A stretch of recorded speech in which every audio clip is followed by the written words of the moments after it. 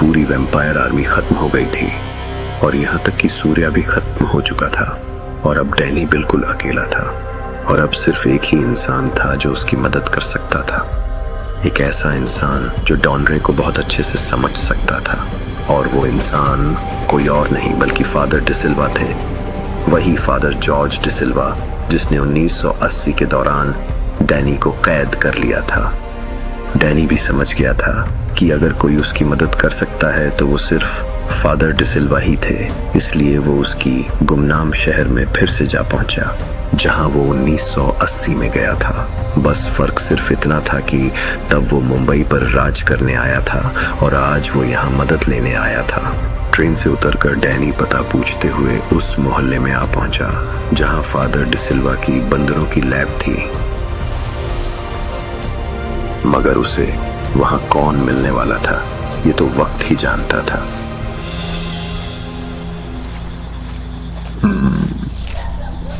Where is father?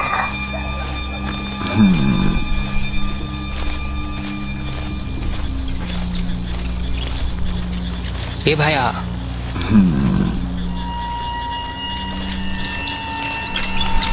अरे ये लो, अरे मूंगफली लो भाई, ये लो। आप तो बड़े आदमी लगते हो। No thanks. अरे ले लो भाया, इस गली में और कोई मूंगफली वाला नहीं मिलेगा। हम आ गए किस्मत से, ले लीजिए ना तनी, बड़े सस्ते में दिए। क्या बात हुई भाया? अरे लेना है तो लो, वरना तेल लेने जाओ। पता नहीं कैसे कैसे लोग आ जाते हैं मुंबईया में। Excuse me. अरे कुछ नहीं साहब, कुछ नहीं। अरे हम तो ये कह रहे हैं कि आप इतनी रात को यहाँ क्या कर रहे हैं? Actually मैं किसी को ढूंढ रहा हूँ, वो यही रहता है। हाँ ये ठीक है भाई। अरे नाम बताओ तो। फादर। अच्छा, तो आप अपने पिताजी को ढूंढ रहे हैं? एक्चुअली जिसे मैं ढूंढ रहा हूँ उसका नाम ही फादर है, फादर जॉर्ज डिसिल्वा। अच्छा अच्छा, वो जो सफ़ेद कपड़ा पहनते हैं, वही जो हमसे भी ज़्यादा बुढ़ा गए। अरे वो देखो। यस। वो रहा उनका घर। अभी यहीं मिल जाएंगे, अकेले रहते हैं। Okay, thanks my dear friend.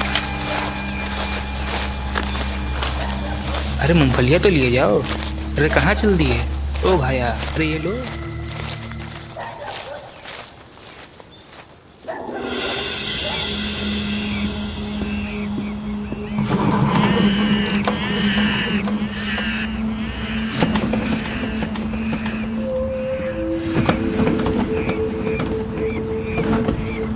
अरे प्रभु, ये कैसी दुनिया बनाई है आपने, जहाँ लोग टमाटर और गोभी के लिए भी लड़ते हैं। कम से कम इतनी समझ तो आ ही गई है कि हर झगड़े में कूदना अच्छी बात नहीं। अगली बार से अगर कोई झगड़ा हुआ तो मैं सीधे खिड़की बंद कर लूँगा और बाइबल पढ़ता रहूँगा। मुर्गियाँ भी खुश, लोग भी खुश और मैं भी खुश। और हाँ, मेरे घुटने को भी आराम मिल जाएगा। हाँ, अब यही सही रहेगा।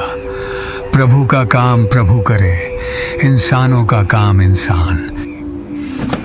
आखिर फादर हेनरी डिसिल्वा क्यों अपनी जान दांव पर लगाए?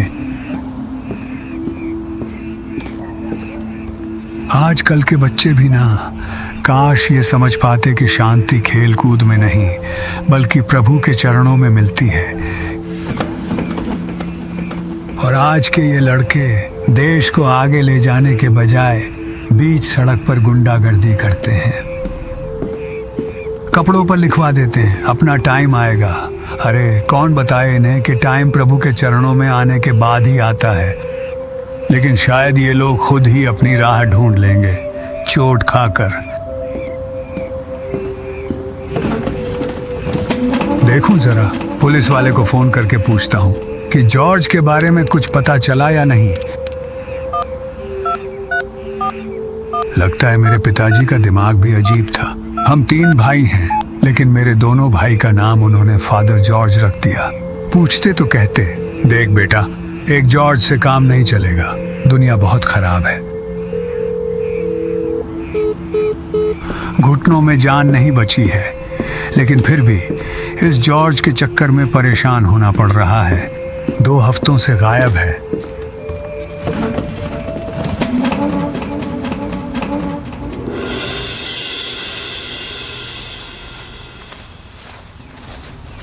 Father.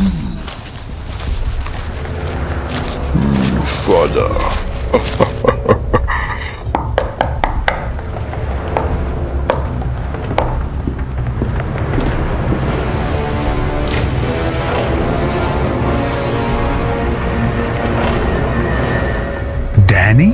Hello, Father. A long time no see. तुम?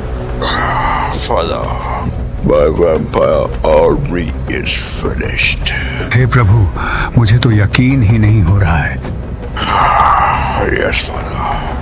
पिछली रात डोनरे ने मेरी पूरी वैम्पायर आर्मी खत्म कर दी, वो भी मेरे सामने। डोनरे ने आते ही मुझे खत्म करना चाहा, but Surya trying to save me. मैं डोनरे को खत्म कर दूंगा फादर। उसने सबसे पहले सीजन को खत्म किया, उसके बाद उसने मेरी पूरी वैम्पायर आर्मी को खत्म किया, और फिर उसने मेरे खास साथी सूर्य को भी खत्म कर दिया। मैं उसे नहीं छोड़ूंगा। फादर, तुम बताओ मुझे क्या करना चाहिए? डैनी, मुझे नहीं पता कि तुम्हारे साथ क्या हुआ, मगर मैं जानता हूं कि मेरे छोटे भाई फादर डिसिल्वा ने आज से 3 साल पहले तुम्हारी मदद की थी, लेकिन अब वो यहाँ नहीं रहता।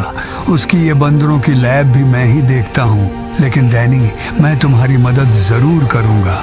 मुझे नहीं पता कि डॉनरे कितना ताकतवर है, लेकिन अब समय आ गया है कि तुम डॉनरे से अपना बदला लो, और इससे पहले कि वो और तबाही मचाए, हमें उसे खत्म करना होगा। We have to kill him. हमारा प्लान क्या होगा? हम यहाँ रहकर कोई प्लानिंग नहीं कर सकते।